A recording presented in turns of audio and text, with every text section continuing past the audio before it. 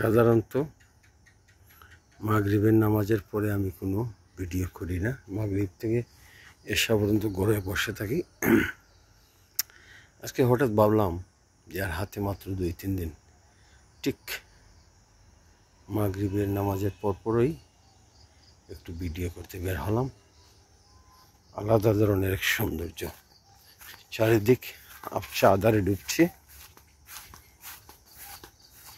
ছোটবেলায় এমন দিনে আমরা ইফতার করতাম। এদিকে একটু আধার বেশি নেমে গেছে, কে যেন পুকুরে গোসল করতেছে। আর ইফতার করে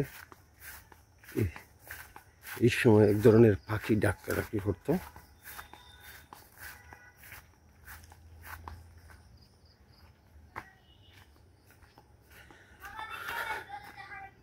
আইছি আমি বা ওরা আমি আইলাম, ও আমি আইছি।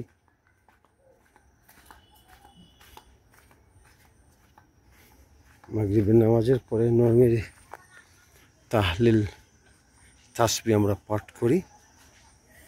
পুকুরের জলে বাড়ির মেয়েরা যেন কি দইতেছে। পুকুরের উত্তর দিকে মাঠে কুকুর ডাকছে। একটু পরেই আকাশ ভরে উঠবেন তারায় তারায়। আমরা মহাবিশ্বের একটি ক্ষুদ্র অংশকে অবলোকন করতে পারবো। একটু হেমন্তকালের সন্ধ্যা, গোয়ালগড়ি ছিল, এখন আর গরু আমরা পালন করি না।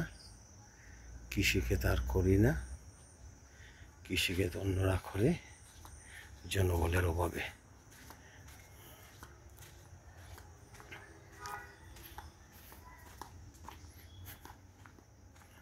ভিতর বাড়ি, চারিদিক মুগ্ধতায় ভরা। বসন্তের হেমন্তের হেমন্তের তোমরা করো নি যাই, তোমরা করে তো মানেই যাই আইরাম খে কার বাপ বেটি। ও আইমেনে আমার বাইক না। স্নিগ্ধতায় ভরা, স্নিগ্ধ আধারে ডুবছে বাড়ির বিরাট বড় পুকুরটা।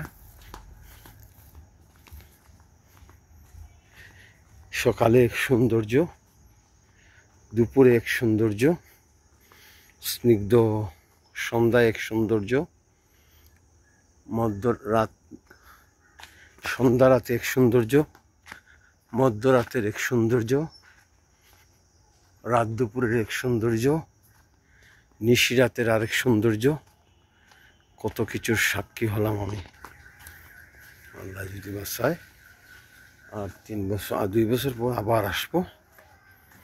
2 মাস থাকলাম, চলে যাওয়ার টাইম হয়ে গেছে। বাদুর পাখি উড়ে যাচ্ছে আকাশ দিয়ে উত্তরের দিকে। বাদুর না বক বুঝতে পারতেছি না। বাদুর পাখি ডানা জাপটাচ্ছে কলা বনে। বাড়ির উঁচু নারিকেল গাছটা মাথা উঁচু করে দাঁড়িয়ে আছে। বাদুর পাখির খাদ্যান্বেষণে বের হওয়ার টাইম হয়ে গেছে। এই যে বাদুর পাখি যাচ্ছে, এটা বাংলার সন্ধ্যার চিরাচরিত রূপ। বাদুর পাখি কখনো উড়িয়া যায় নি খানির লাগি। খোলা গাছ আছে নিয়ে না, খোলা গাছ সিল পাখিও দেখা যায় নি। আচ্ছা, একটা পাখি দেখা যায় না, বাথরু হারো পাখি লাল যে।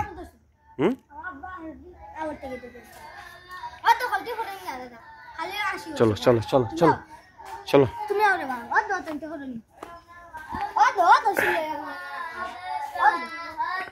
এই তোমরা হোটেলে একলগে ফোরা কথা বলতাম, তুমি নাতি শৃঙ্খলা করতে পারো না এদের। এই ইগল পাখিও দেখলাম, ইগল দেখো বাংলায় সিলেটি ভাষায় সিল। বাদুর পাখি দেখলাম, বাতু আরো করি একটা আরো আছিল না লাল পাখি, বাতু আরো আরো চিন না তো না না। ও ময়না ময়না এটা মিলে না নি এখন বাতু আরো এটা ময়না কয় কিনা জানা, লাল যে লাল শালিক। না আমি তো দেখলাম না। আমার সব নাতিদের নিয়ে মাগরিবের নামাজের পরে আমরা তাহলিল পাঠ করি। আজকে মাগরিবের নামাজের পর তারা পাঠ করতেছিল, আমি একটু সন্ধ্যার স্নেহ আধারে ডুব দেওয়ার জন্য বাইরে চলে গিয়েছিলাম, আবার চলে আসলাম তাদের দুষ্টমির কারণে।